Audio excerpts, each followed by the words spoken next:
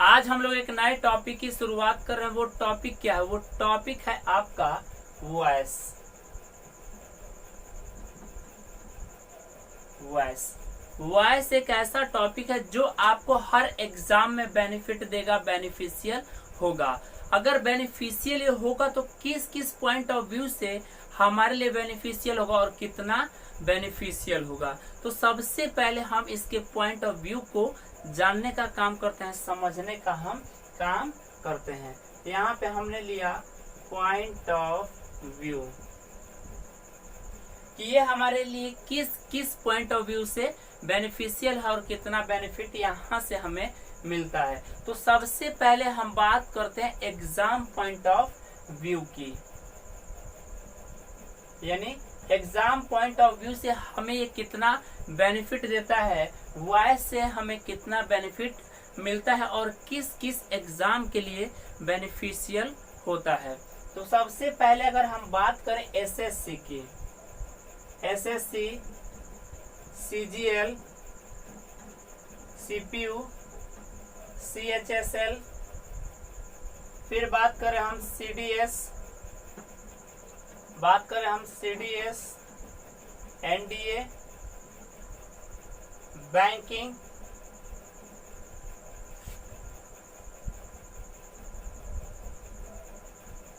Etcetera. यानी भारत में जितने एग्जाम होते हैं आपको ये वॉइस आपके एग्जाम में पूछे जाते हैं, यहाँ से क्वेश्चन पूछे जाते हैं। अब यहाँ पे प्रश्न ये उठता है कि जब आपके एग्जाम में क्वेश्चन पूछा जाता है वॉइस से तो कितने मार्क्स का क्वेश्चन पूछा जाएगा और प्रीलिम्स में कितने होंगे और मेंस में कितने होंगे। तो प्रीलिम्स की बात की जाए, प्रीलिम्स की अगर बात की जाए, प्रीलिम्स प्लस मेंस यानी दोनों को अगर हम मिला दें, दोनों को हम ऐड करके देखें प्रीलिम्स प्लस मेंस, तो लगभग यहाँ से आपसे 22-25 मार्क्स के क्वेश्चन आपसे एग्जाम में पूछे जाते हैं। यानी आपसे एग्जाम में 20-25 मार्क्स का क्वेश्चन पूछा जाता है। तो इसका मतलब ये है कि वॉइस एक बहुत बड़ा चैप्टर है, बहुत बड़ा ये टॉपिक है। इसको हम बिल्कुल बेसिक से सीखने का काम करेंगे, समझने का काम करेंगे। अब यहाँ पे एग्जाम पॉइंट ऑफ व्यू से हमारे लिए बेनिफिशियल है, एग्जाम पॉइंट ऑफ व्यू से हमें बेनिफिट मिलता है। और किस पॉइंट ऑफ व्यू से हमारे लिए बेनिफिशियल है, तो एग्जाम के साथ हम छोड़कर देखें एग्जाम को, तो अदर पॉइंट ऑफ व्यू, यानी एग्जाम को अगर हम हटा दें, एग्जाम को छोड़ दे, तो अदर पॉइंट ऑफ व्यू में ये हमें कितना बेनिफिट कर देता है, कितना बेनिफिशियल होता है। तो अदर में क्या, अदर में हम बात करते हैं सबसे पहले स्पोकन सेक्शन की, जो हमारे लिए बहुत इंपॉर्टेंट है, बहुत ही महत्वपूर्ण है। तो स्पोकन में ये हमें वॉइस जो है कितना बेनिफिट देता है, कितना हमारे लिए बेनिफिशियल होता है। तो ये जो है आपको स्पोकन में 55 to 65% आपको बेनिफिट देता है, बेनिफिशियल आपको वॉइस टॉपिक से आपको मिलता है। अब यहाँ पे हमने एग्जाम को देखा, स्पोकन सेक्शन को देखा, और किस सेक्शन में हमें वॉइस हमें बेनिफिट देता है, हमारे लिए इम्पोर्टेंट होता है।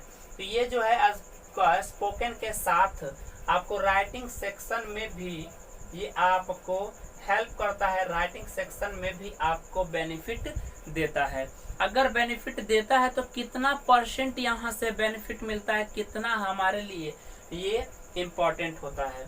ये जो आपको बेनिफिट देता है राइटिंग सेक्शन में 35 to 45% यहाँ से आपको बेनिफिट मिलता है, बेनिफिशियल होता है। यानी अगर आप एग्जाम की बात करें या फिर स्पोकन या राइटिंग की बात करें, तो यहाँ भी आपको तीनों सेक्शन से 100% आपको बेनिफिट मिलता है, बेनिफिशियल होता है। अब यहाँ पे हम इसको बिल्कुल बेसिक लेवल से सीखने का काम करेंगे, समझने का काम करेंगे।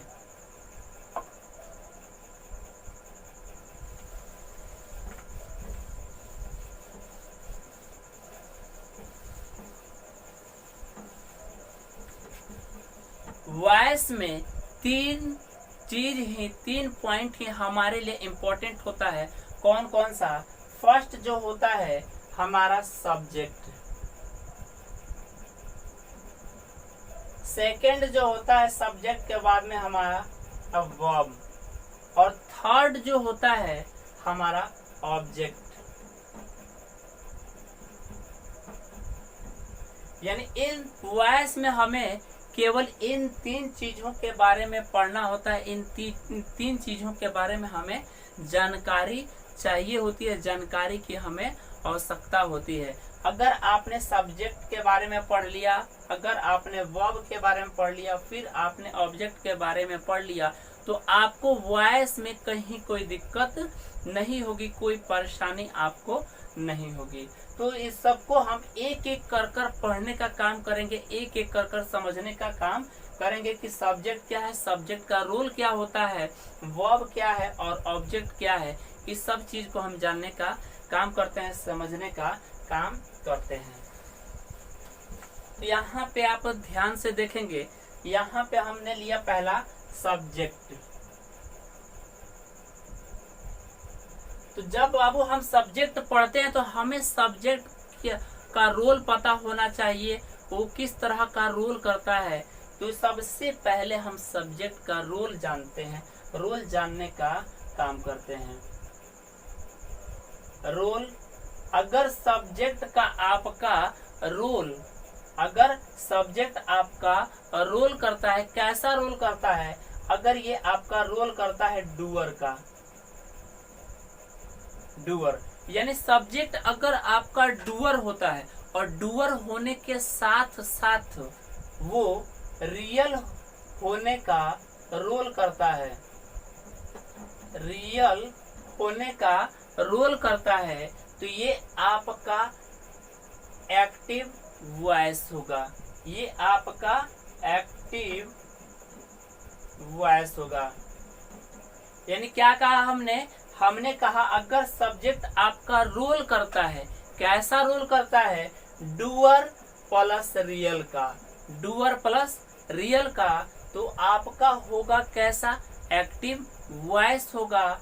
अगर एक्टिव वॉइस होगा तो एक्टिव वॉइस को ही हम, एक्टिव वॉइस को ही हम टेंस के नाम से जानते हैं, टेंस इसे हम कहते हैं। अगर आपका सब्जेक्ट का रोल डूअर प्लस रियल होगा तो वो टेंस होगा, और इसके साथ आप कोई भी वर्ब यूज कर सकते हैं। Any form of the verb can be used, यानी कोई भी वर्ब हो, कोई भी वर्ब की फॉर्म हो, यूज किया जा सकता है। यहाँ यानी V1 हो, V2 हो, V3 हो, V4 हो या V5 हो, ये सारा हमारा यूज करना राइट होगा, रॉन्ग नहीं होगा।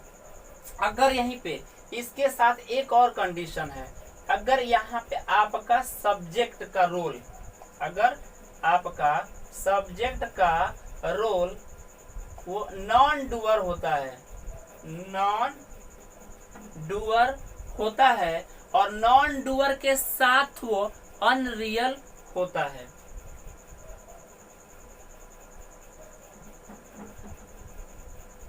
अगर वो अनरियल होता है, यानी सब्जेक्ट आपका नॉन डूअर प्लस अनरियल होता है, तो इसी को हम पैसिव वॉइस बोलते हैं, इसी को पैसिव वॉइस कहा जाता है। जब पैसिव वॉइस कहा जाता है तो ये इसका किस तरह का वर्ब यूज किया जाएगा, इसके साथ कैसा वर्ब यूज किया जाएगा, किस फॉर्म का वर्ब यूज किया जाएगा, तो यहाँ पे आपको ध्यान रखना है। अगर आपका subject non doer plus unreal है तो ये जो है आपका पैसिव होगा, और पैसिव में ऑलवेज V3 यूज किया जाता है। V3 का यूज करना आपका राइट होगा, रॉन्ग नहीं होगा। ऑलवेज आपको ध्यान रखना, अगर पैसिव है तो V3 होगा, पैसिव नहीं है तो V3 नहीं यूज किया जाएगा। और यहाँ पे क्या यूज नहीं किया जाएगा पैसिव वॉइस के साथ? तो पैसिव वॉइस के साथ कभी भी V1 V2, V4 या V5 का यूज करना आपका गलत होगा, आपका रॉन्ग होगा। अब यहाँ पे जो है आपका ये सब्जेक्ट जो रोल कर रहा है डूअर प्लस रियल का, तो ये सब्जेक्ट कैसा होगा? ये सब्जेक्ट जो है एक्शन करने का काम कर रहा होगा, एक्शन करने का वर्क कर रहा होगा, यानी कुछ ना कुछ ये जो है आपका एक्शन कर रहा होगा,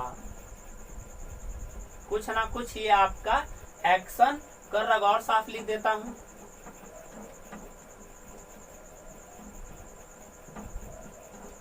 कुछ ना कुछ ये आपका एक्शन कर रहा होगा, लेकिन यहाँ पे आपका सब्जेक्ट कैसा होगा, किस तरह का वर्क कर रहा होगा, तो यहाँ पे ध्यान रखना है आपका सब्जेक्ट कोई वर्क नहीं कर रहा होगा, यानी ये सब्जेक्ट का रोल जो होगा वो नॉन एक्शन होगा, नॉन एक्शन होगा,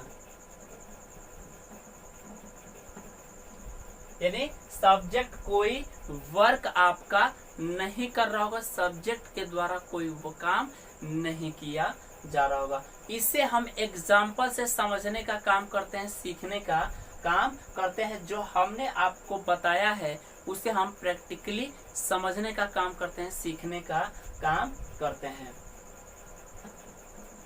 यहाँ पे हमने एग्जाम्पल लिया, Radha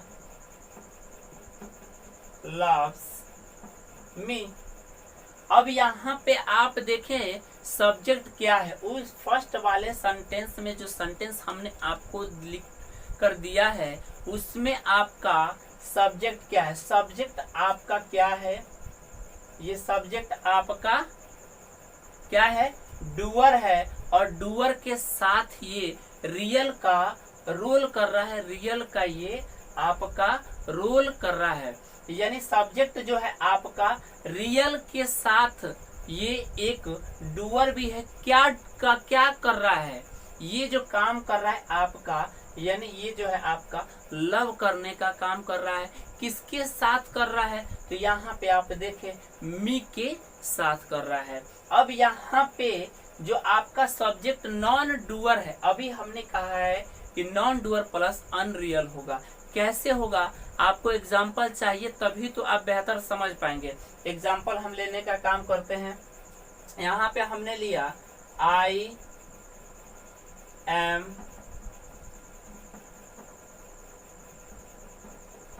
loved by Radha, I am loved by Radha. अब यहाँ पे आप देखेंगे ये तो आपका सब्जेक्ट के प्लेस पे यूज किया गया है। क्या ये आई जो है कोई वर्क कर रहा है, किसी तरह का कोई एक्शन कर रहा है, नहीं कर रहा, यानी सब्जेक्ट आपका कैसा है, नॉन एक्शन है।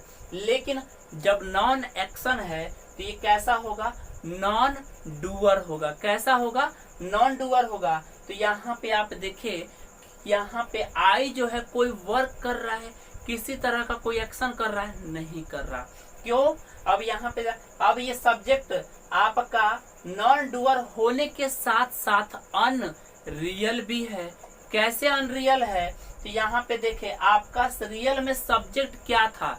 अगर आपका एक्टिव है तो एक्टिव में आपका सब्जेक्ट क्या था, राधा। और यहाँ पे जैसे आपने उस सेंटेंस को पैसिव में चेंज किया, पैसिव में आपने चेंज किया, तो वो सब्जेक्ट आपका नॉन डूअर हो गया, आपका नॉन डूअर हो गया। और उसी के साथ आपका वो सब्जेक्ट रियल नहीं रहा, यानी अनरियल हो गया। रियल यहाँ पे आपका ऑब्जेक्ट था, आपका ये मी ऑब्जेक्ट था, लेकिन इसी को जब आपने पैसिव किया, इसको क्या कर दिया, आपने सब्जेक्ट के प्लेस पे यूज कर दिया, यानी आपका सब्जेक्ट कैसा हुआ, आपका subject non doer plus unreal है।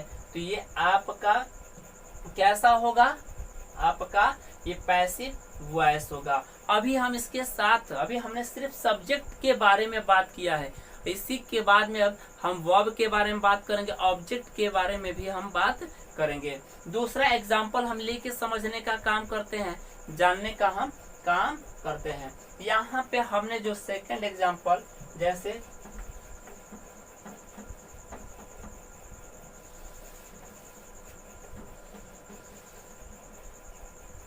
सेकेंड एग्जाम्पल हमने लिया I eat a mango. I eat a mango. I क्या है? आई आपका सब्जेक्ट है कि नहीं? सब्जेक्ट है, लेकिन कैसा सब्जेक्ट है? डूअर, और डूअर के साथ में रियल सब्जेक्ट है। कैसा है?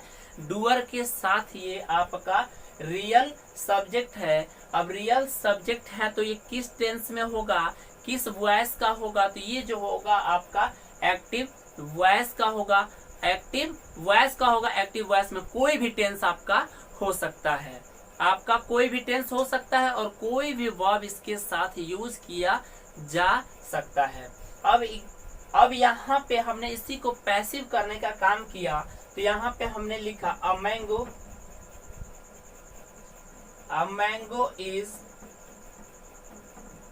Eaten by me. अब यहाँ पे एक चीज ध्यान देंगे, आपका ऑब्जेक्ट क्या था? आपका यहाँ पे ऑब्जेक्ट अ मैंगो था, लेकिन सब्जेक्ट क्या था? सब्जेक्ट आपका आई था। अगर जब आपने पैसिव किया तो यहाँ पे जो ऑब्जेक्ट है वो आपका सब्जेक्ट के प्लेस पे यूज हो गया, यानी ऑब्जेक्ट ही आपका सब्जेक्ट हो गया और सब्जेक्ट आपका ऑब्जेक्ट हो गया। यानी भेड़िया, अगर कितना भी भेड़िया जो है वो शेर का खाल ओढ़ ले तो बोलो क्या उसमें शेर का गुण आ जाएगा? नहीं ना। जब भी रहेगा तो भेड़िया ही रहेगा, शेर कभी नहीं बन सकता। शेर हमेशा शेर होता है, यानी सब्जेक्ट आपका ऑलवेज यही होगा।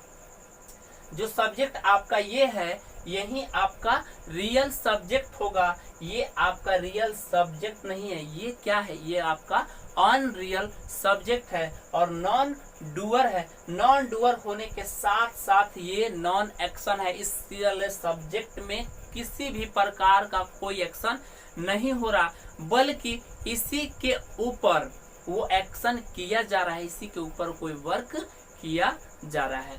अब यहाँ पे हमने सब्जेक्ट के बारे में जाना। बोलो यहाँ तक कोई दिक्कत है आपको? किसी तरह की कोई परेशानी नहीं? आगे बढ़ा जाए तो सब्जेक्ट को भी हमने देखा और सब्जेक्ट के बाद यहाँ पे हम वर्ब को जानने का काम करते हैं, वर्ब पढ़ने का हम काम करते हैं।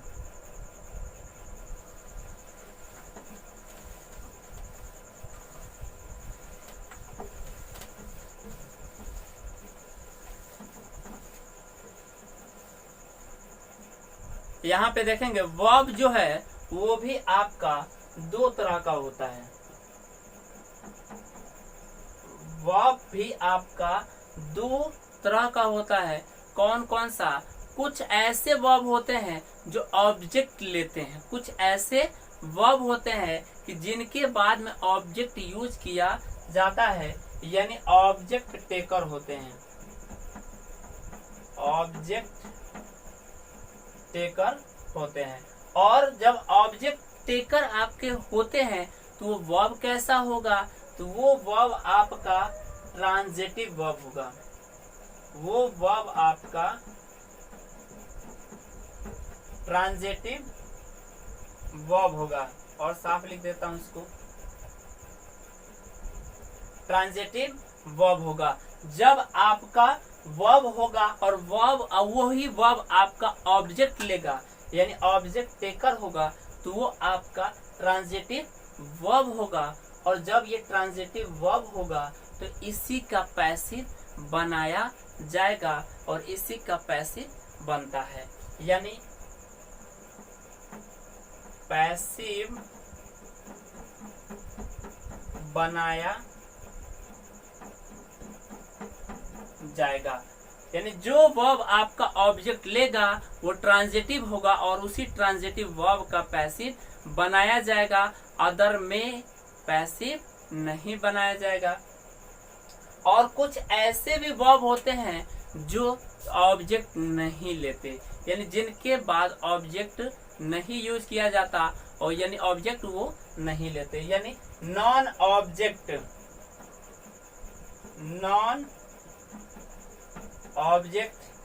टेकर। Non object taker. अब जब ये आपके नॉन ऑब्जेक्ट टेकर होंगे तो इन्हीं को इन्हीं को हम इंट्रांजिटिव, इसी को हम इंट्रांजिटिव वर्ब कहते हैं, इसी को इंट्रांजिटिव वर्ब कहा जाता है। और इसका पैसिव आपका नहीं बनाया जाएगा, इसका पैसिव नहीं बनता है, यानी पैसिव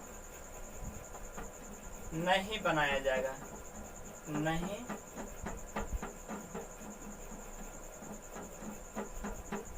पैसिव नहीं बनाया जाएगा। अब इसे हम एग्जाम्पल से समझने का काम करते हैं, एग्जाम्पल से हम इसे जानने का काम करते हैं।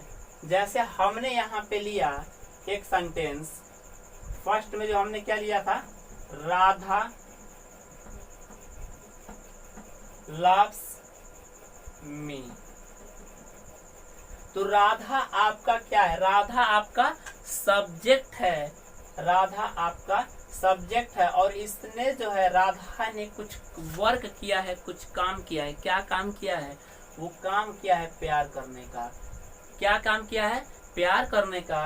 किसके साथ, मेरे साथ। ये जो है आपका रिप्लाई दे रहा है, ये आपका ऑब्जेक्ट होगा, ये आपका ऑब्जेक्ट होगा, ऑब्जेक्ट कहा जाएगा। और इसी का जिस सेंटेंस में आपका वर्ब होगा और वर्ब जो है आपका ऑब्जेक्ट लेगा, उसी का पैसिव बनाया जाएगा, बाकी का पैसिव नहीं बनाया जाएगा। ये हमने आपको वर्ब यानी ऑब्जेक्ट लेकर के दिखाया, ऑब्जेक्ट के साथ हमने आपको करके समझाने का काम किया है। यानी वर्ब जो है आपका ऑब्जेक्ट लेगा, उसी का पैसिव बनाया जाएगा। जैसे यहाँ पे दूसरा एग्जांपल हम लेते हैं, आई ईट अ मैंगो। तो आई आपका क्या हुआ, आई आपका सब्जेक्ट है। तो जब आपका सब्जेक्ट है तो कुछ ना कुछ वर्क करेगा, कुछ ना कुछ काम करेगा। तो क्या काम कर रहा है, ये काम कर रहा है आपका खाने का। क्या खा रहा है, तो जो खा रहा है वो आपका रिप्लाई मिल रहा है आपका, और वो आपका ऑब्जेक्ट होगा। वो क्या होगा, आपका ऑब्जेक्ट होगा। जब ये ऑब्जेक्ट होगा तो इसका पैसिव बनाया जाएगा। कैसे, a mango is eaten by me, a mango is eaten by me.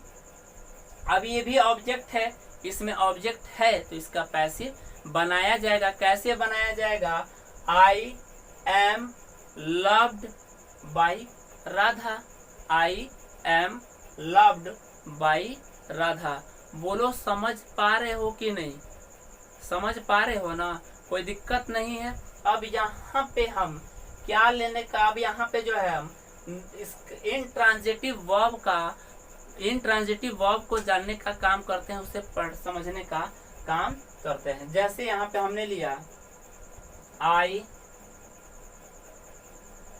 Go to market, I go to market. अब यहाँ पे देखें आपका क्या है, ये आपका सब्जेक्ट है और ये आपका वर्ब है।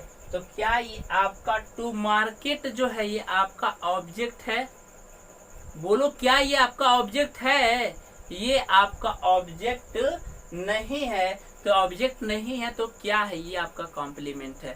जब आपका सब्जेक्ट हो, वर्ब हो और ऑब्जेक्ट नहीं हो, उस सेंटेंस का आपका पैसिव नहीं बनाया जाएगा, पैसिव में यूज नहीं किया जाएगा, पैसिव इसका नहीं बनेगा। आई गो टू स्कूल, बोलो इसका पैसिव बनाया जाएगा, इसका पैसिव नहीं बनेगा। यानी क्यों नहीं बनेगा, क्योंकि इसके पास इस वर्ब ने ऑब्जेक्ट नहीं लिया है, नॉन ऑब्जेक्ट टेकर वर्ब है। और वो वर्ब कैसा हो जाता है, जो ऑब्जेक्ट नहीं लेता वो कैसा हो जाता है, वो हो जाता है आपका इंट्रांजिटिव वर्ब। जब आपका इंट्रांजिटिव वर्ब है तो उसका पैसिव नहीं बनाया जाएगा, उसका पैसिव नहीं किया जाएगा। अब यहाँ पे हमने सब्जेक्ट को जाना, वर्ब को जाना। अब यहाँ पे हम ऑब्जेक्ट को जानने का काम करते हैं, पढ़ने का काम करते हैं।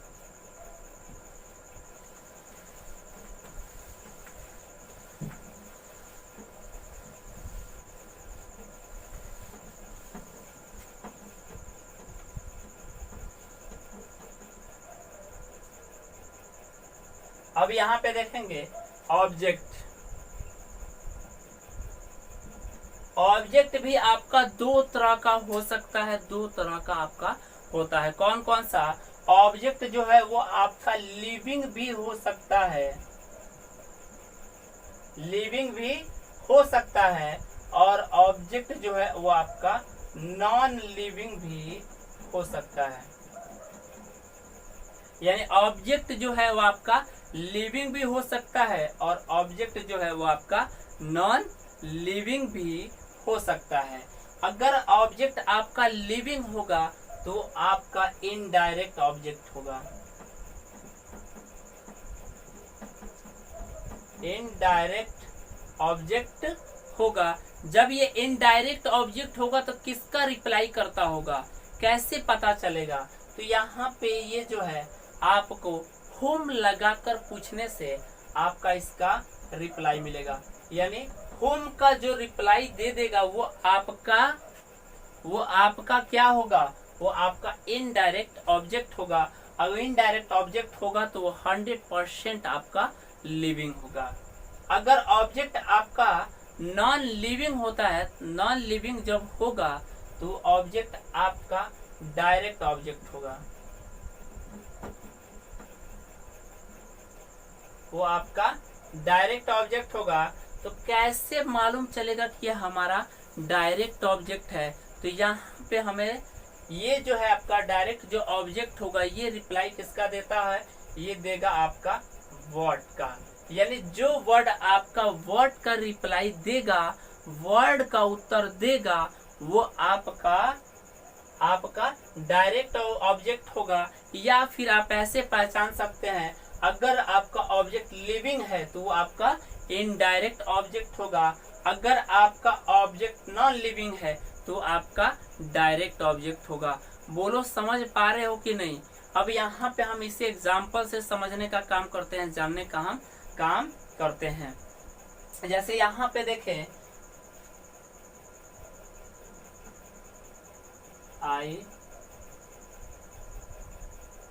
यहाँ पे आप देखें यू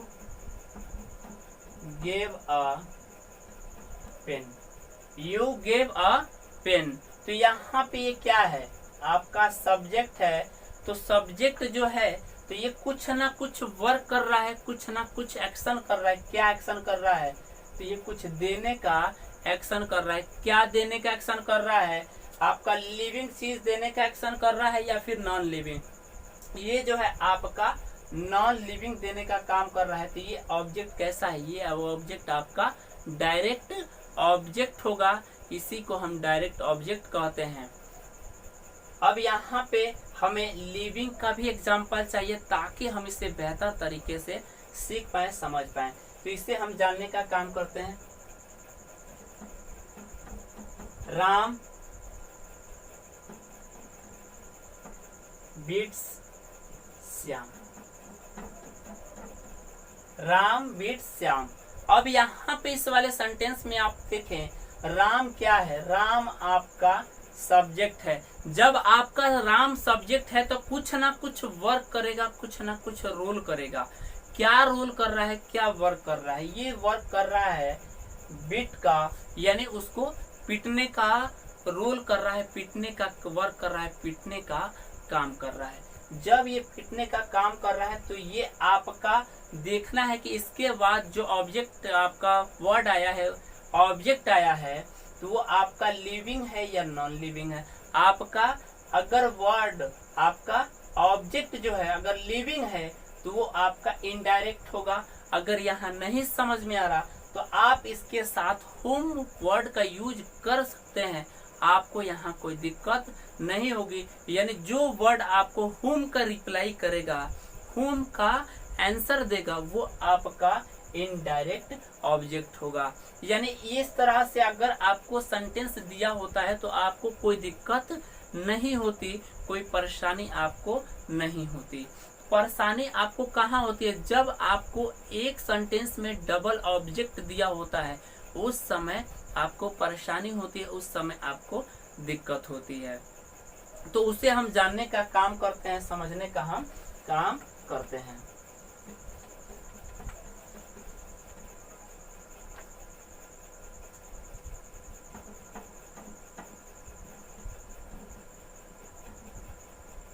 साफ लिख देता हूं इसको।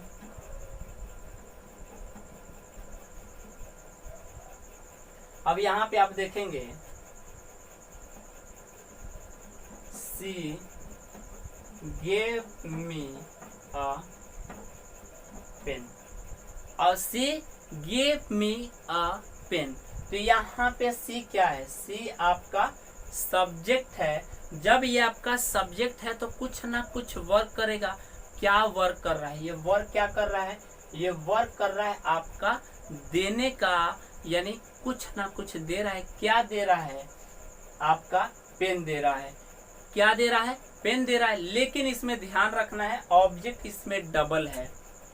एक यहाँ पे ऑब्जेक्ट है, ऑब्जेक्ट नंबर 1, और यहाँ पे आपका ऑब्जेक्ट है, ऑब्जेक्ट नंबर 2। अभी हमने ये नहीं कहा कि ये आपका डायरेक्ट ऑब्जेक्ट है या फिर यहाँ पे इनडायरेक्ट ऑब्जेक्ट है। फर्स्ट में है इसीलिए हमने आपका फर्स्ट लिखा है, और सेकेंड में है इसीलिए हमने वहाँ पे 2 लिखा है। तो यहाँ पे अब यहाँ आपको पता करना है कि यहाँ पे कौन सा ऑब्जेक्ट डायरेक्ट है और कौन सा ऑब्जेक्ट आपका इनडायरेक्ट है। तो इसका हमने एक क्लू दिया है। क्या? ऑब्जेक्ट आपका लिविंग है। अगर ऑब्जेक्ट आपका लिविंग है तो क्या होगा?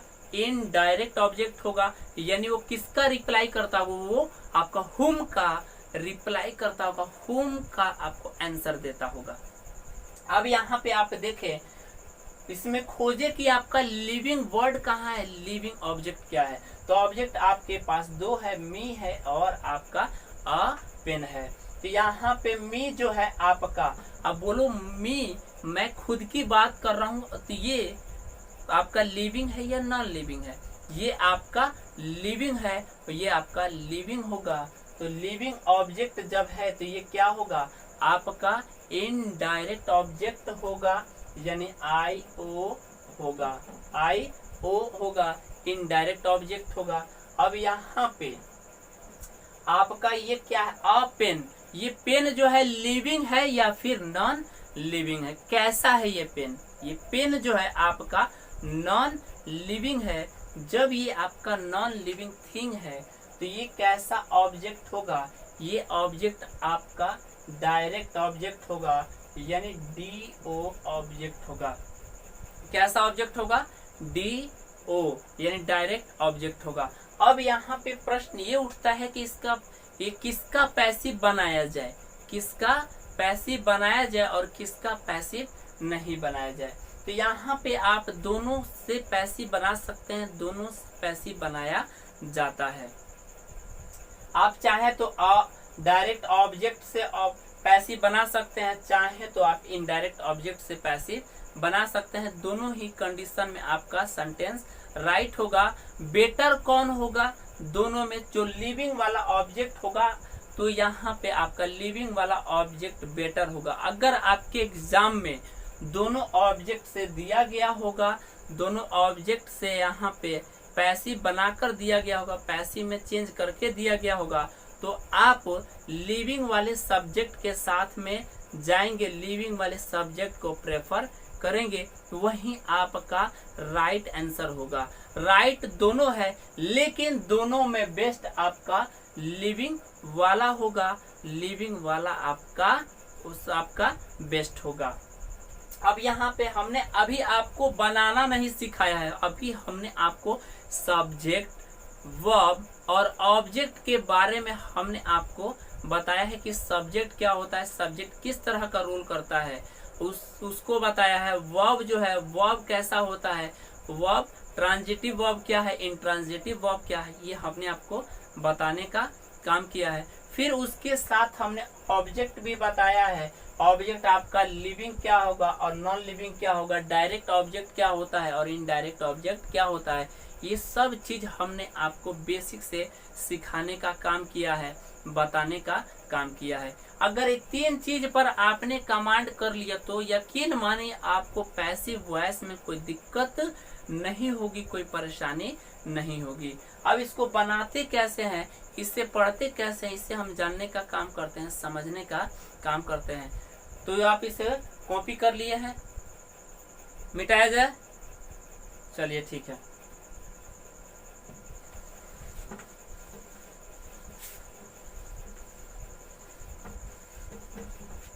अब हम वॉइस को पढ़ने का काम करते हैं, सीखने का हम काम करते हैं कि वॉइस है क्या। तो वॉइस की अब आप डेफिनेशन लिखे। हमने इस यहाँ पे आपको बिल्कुल बेसिक चीज बताया है। अब यहाँ से हम पढ़ने का काम करते हैं कि वॉइस है क्या। तो आप इसमें डेफिनेशन लिखिए, voice is nothing, voice is nothing but a game of verb. Voice is nothing but a game of verb, but a game of verb. यानी वॉइस कुछ नहीं है, ये सिर्फ वर्ब का खेल है। वॉइस कुछ नहीं है, ये सिर्फ आपका वर्ब का खेल है। अब यहाँ पे आप देखेंगे वॉइस, तो वॉइस आपका दो तरह का होता है। वॉइस आपका दो तरह का होता है। कौन कौन सा? तो ये जो आपका होता है, फर्स्ट जो होता है आपका एक्टिव वॉइस, आपका एक्टिव वॉइस, और सेकंड जो होता है वो आपका passive voice, passive voice. Active voice हम लोग पढ़ चुके हैं, यहाँ पे हमें कोई दिक्कत नहीं होनी चाहिए। नहीं, एक्टिव वॉइस को ही हम टेंस कहते हैं, टेंस के अंदर हम पढ़ते हैं। हमें पढ़ना क्या है? हमें पढ़ना है पैसिव वॉइस के बारे में कि पैसिव वॉइस क्या है। तो पैसिव वॉइस जो है ये आपका दो तरह का होता है, दो तरह का आपका हो सकता है। पैसिव वॉइस आपका दो तरह का हो सकता है। कौन सा? तो फर्स्ट जो है आपका direct voice, direct passive voice, direct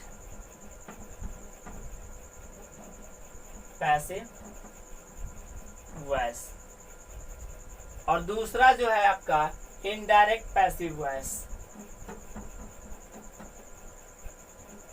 indirect passive voice. अब यहाँ पे पैसिव वॉइस आपका डायरेक्ट पैसिव वॉइस क्या है, इसका स्ट्रक्चर क्या होगा, और इनडायरेक्ट पैसिव वॉइस है, इसका स्ट्रक्चर क्या होगा, इससे हम जानने का काम करते हैं। अगर आपका passive voice direct passive voice होगा, इसका पहचान यही है कि यहाँ पे आपको सब्जेक्ट दिया गया होगा और सब्जेक्ट के बाद में आपको ऑक्सिलरी वर्ब यहाँ पे दिया गया होगा, और ऑक्सिलरी वर्ब के बाद में, और ऑक्सिलरी वर्ब के बाद में यहाँ पे आपको V3 दिया गया होगा। 100% आपका यहाँ पे V3 यूज किया गया होगा, यूज किया जाता है। V3 छोड़कर कोई और भी वर्ब का फॉर्म यूज नहीं किया जाएगा, और यहाँ पे आपका ऑब्जेक्ट होगा, या फिर यहाँ पे आपका अदर वर्ड हो सकता है, अदर वर्ड यहाँ पे आपका दिया जा सकता है। एग्जाम्पल से समझने का काम करते हैं। Trees are planted, trees are planted, horses are sold here, horses are sold here, I am loved. बोलो समझ पा रहे हो कि नहीं? समझ पा रहे हो ना? अब इनडायरेक्ट है, तो इनडायरेक्ट का स्ट्रक्चर क्या होता है उसे हम जानने का काम करते हैं। इनडायरेक्ट का जो स्ट्रक्चर होगा वो होगा आपका सब्जेक्ट होगा, उसके बाद में आपका ऑक्सिलरी वर्ब होगा, उसके बाद में यहाँ पे आपको V3 दिया गया होगा, और उसके बाद में यहाँ पे आपका बाय प्लस ऑब्जेक्ट यूज किया गया होगा, ऑब्जेक्ट आपको दिया गया होगा। एग्जाम्पल से हम समझने का काम करते हैं। A mango is eaten by Shyam, a mango is eaten by Shyam, Radha is beaten by Sonali, letters are written by them, letters are written by them. बोलो समझ पा रहे हो कि नहीं? यहाँ पे आपको ध्यान रखना है, अगर डायरेक्ट पैसिव होगा तो उसमें बाय का यूज नहीं किया गया होगा। हम अक्सर क्या है, पैसिव करते समय हम बाय खोजने का काम करते हैं। बाय अगर हमें दिखता है तो पैसिव होता है, तो हमें बाय नहीं खोजना, हमें खोजना क्या है, auxiliary verb plus V3, auxiliary verb plus V3 होगा तो आपका पैसिव होगा। कैसा होगा? डायरेक्ट होगा। अगर आपका auxiliary plus V3 plus by plus object होगा तो वो आपका इनडायरेक्ट पैसिव वॉइस होगा। अब यहाँ पे आप सबसे पहले आप एक्टिव वॉइस की डेफिनेशन लिखें, उसके बाद पैसिव वॉइस की डेफिनेशन लिखें। एक्टिव वॉइस की आप यहाँ पे डेफिनेशन लिखें एक्टिव वॉइस हेडिंग बना के, when real doer is made prominent, when real doer is made prominent is called passive voice. When real doer is made prominent is called active voice. Prominent is called active voice. Prominent means प्रमुख, यानी जब हम real और doer को प्रमुख बना देते हैं, मेन बना देते हैं, तो वो हमारा एक्टिव वॉइस होता है। वो हमारा एक्टिव वॉइस होता है। पैसिव वॉइस की डेफिनेशन लिखें। पैसिव वॉइस की डेफिनेशन लिखें, when unreal doer is made prominent, when unreal doer is made prominent is called passive voice. Is called passive voice. When unreal doer is made prominent is called passive voice. Is called passive voice.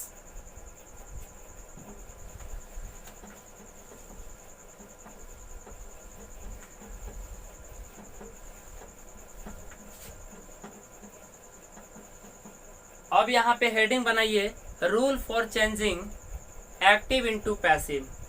Rule for changing active into passive. Rule for changing active into passive. क्या rule है? तो यहाँ पे आपका अगर subject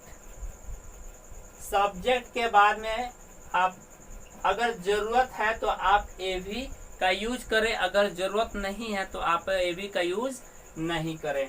उसके बाद में verb in active form. Verb in active form, तो यहाँ पे आपका क्या हो सकता है? वह ए भी हो सकता है, 2 भी हो सकता है, 3 भी हो सकता है, 4 भी हो सकता है, या फिर 5 भी आपका यूज किया जा सकता है। सब्जेक्ट अगर जरूरत है तो आप ऑक्सिलरी वर्ब यूज करें, अगर जरूरत नहीं है तो आप ऑक्सिलरी वर्ब का यूज ना करें। और उसके बाद में आप according to tense, according to subject आप यहाँ पे वर्ब का यूज कर सकते हैं। और उसके बाद में आप यहाँ पे ऑब्जेक्ट यहाँ पे आप यूज करें, यानी सब्जेक्ट वर्ब और ऑब्जेक्ट। ऐसा स्ट्रक्चर आपको दिखता है, ये आपका एक्टिव वॉइस होगा। अब इसको हम पैसिव में कैसे चेंज करते हैं, पैसिव में इसे कैसे बनाया जाता है? तो ऑब्जेक्ट जो है ये आपका सब्जेक्ट हो जाता है। ऑब्जेक्ट जो है ये आपका सब्जेक्ट हो जाता है, यानी object of the active voice becomes subject in passive voice. यहाँ पे आपका, और यहाँ पे उसके बाद में फिर ये जो आपका सब्जेक्ट है ये आपका यहाँ पे ऑब्जेक्ट हो जाता है, ऑब्जेक्ट बन जाता है, यानी ये आपका पीवी हो जाता है। यानी subject of the active voice becomes object in the passive voice. और फिर यहाँ पे आपका ऑक्सिलरी वर्ब दिया होता है, ऑक्सिलरी वर्ब यहाँ पे, उसके बाद में फिर यहाँ पे आपका V3 और उसके बाद में फिर यहाँ पे आपका बाई और उसके बाद में आपका ऐसा स्ट्रक्चर होता है, तो ये आपका पैसिव होता है। पैसिव का ये आपका स्ट्रक्चर है। तो अब यहाँ पे इससे हम जो हमने यहाँ पे इसे किया है उसे हम रूल में लिखने का काम करते हैं, रूल में समझने का काम करते हैं। तो नंबर 1 रूल लिखे, subject of the active voice, subject of the active voice becomes the object in the passive voice. Subject of the active voice यानी एक्टिव का जो सब्जेक्ट है वो पैसिव का ऑब्जेक्ट बन जाता है, ऑब्जेक्ट पैसिव का ऑब्जेक्ट बनाया जाता है। सेकेंड नंबर लिखें, the object of the active voice, the object of the active voice becomes subject in the passive voice, in the passive voice। यानी जो आपका एक्टिव का ऑब्जेक्ट होगा उससे हम पैसिव में सब्जेक्ट बनाते हैं, सब्जेक्ट बनाकर यूज किया जाता है। थर्ड नंबर लिखें, the subject in the passive takes its auxiliary verb according to the tense, according to the tense, the subject in the passive takes its auxiliary verb according to the tense। यानी यहाँ पे जो आपका auxiliary verb use किया जाएगा वो आपका tense के अकॉर्डिंग किया जाएगा, टेंस के अनुसार ऑक्सिलरी वर्ब यूज किया जाएगा। अगर आपका सिंपल प्रेजेंट का है तो सिंपल प्रेजेंट के आपका ऑक्सिलरी वर्ब यूज किया जाएगा, अगर कॉन्टिन्यूअस का है तो कॉन्टिन्यूअस का, यानी प्रेजेंट का है तो प्रेजेंट का, पास्ट का है तो पास्ट का, अगर फ्यूचर का है तो फ्यूचर का यूज किया जाएगा। फोर्थ नंबर लिखें, the verb takes its third form in passive, the verb takes its third form in passive. यानी जो वर्ब यहाँ पे आपका दिया गया होगा वो उसी वर्ब का थर्ड फॉर्म पैसिव में लिया जाएगा, थर्ड फॉर्म पैसिव में यूज किया जाएगा। आफ्टर V3 यानी after V3 by is used, after V3 by is used, after V3 by is used. Next लिखे, the tense of the sentence is not changed, the tense of the sentence is not changed. यानी जो वाक्य का आपका tense होगा, sentence का जो tense होगा उसमें कोई भी चेंज नहीं किया जाएगा, जिस टेंस का होगा उसी टेंस में बनाया जाएगा, उसी टेंस में आपका यूज किया जाएगा। नेक्स्ट लिखें, personal pronoun is also changed, personal pronoun is also changed,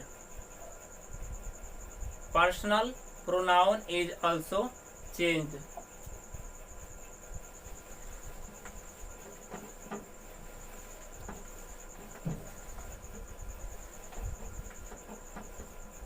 अब यहाँ पे आप देखेंगे पर्सनल प्रोनाउन,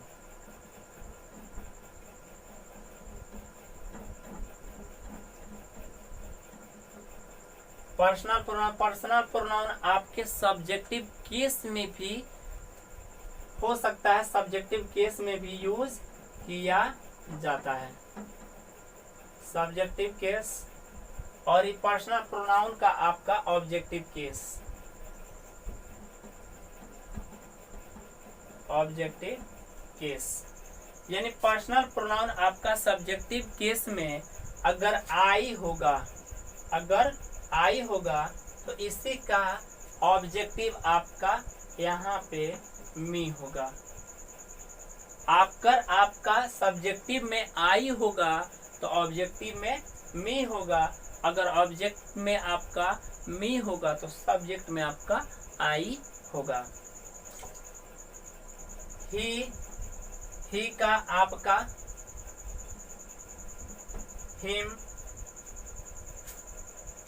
सी का हर,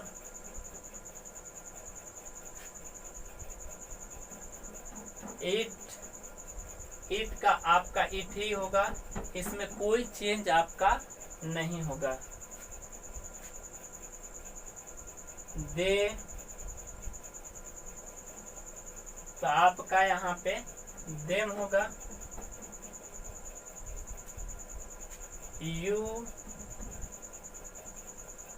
यू का यहाँ पे यू ही होगा, यहाँ पे फिर कोई चेंज नहीं होगा।